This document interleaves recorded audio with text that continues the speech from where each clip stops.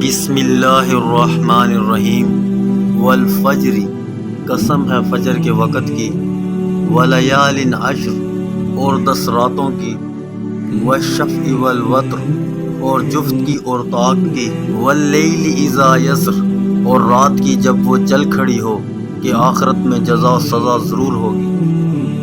حل فی ذالک قسم لذی حجر، ایک عقل والے کو یقین دلانے کے لیے یہ قسمیں کافی ہیں کہ نہیں؟ الم تر کیف فعل ربک بعاد، کیا تم نے دیکھا نہیں کہ تمہارے پروردگار نے عاد کے ساتھ کیا سلوک کیا؟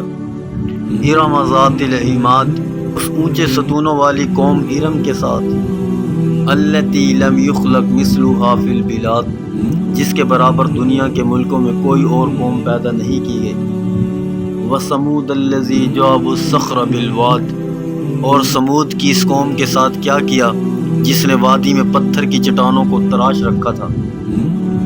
وفرعون ذی الاوتاد، اور میخوں والے فرعون کے ساتھ کیا کیا۔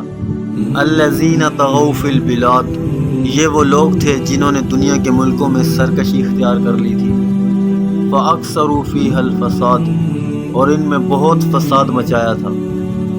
فصب علیہم ربک صوت عذاب، چنانچہ تمہارے پروردگار نے ان پر عذاب کا کوڑا برسا دیا۔ ان ربک لبالمرصاد، یقین رکھو تمہارا پروردگار سب کو نظر میں رکھے ہوئے۔ فاما الانسان اذا ما ابتلاه ربه فاکرمہ ونعمہ فیقول ربی اکرمن، لیکن انسان کا حال یہ ہے کہ جب اس کا پروردگار اسے آزماتا ہے اور انعام و اکرام سے نوازتا ہے تو وہ کہتا ہے کہ میرے پروردگار نے میری عزت کی۔ فَأَمَّا إِذَا مَا ابْتَلَاهُ فَقَدَرَ عَلَيْهِ رِزْقَهُ فَيَقُولُ رَبِّي أَهَانَنِ، اور دوسری طرف جب اسے آزماتا ہے اور اس کے رزق میں تنگی کر دیتا ہے تو کہتا ہے کہ میرے پروردگار نے میری توہین کی۔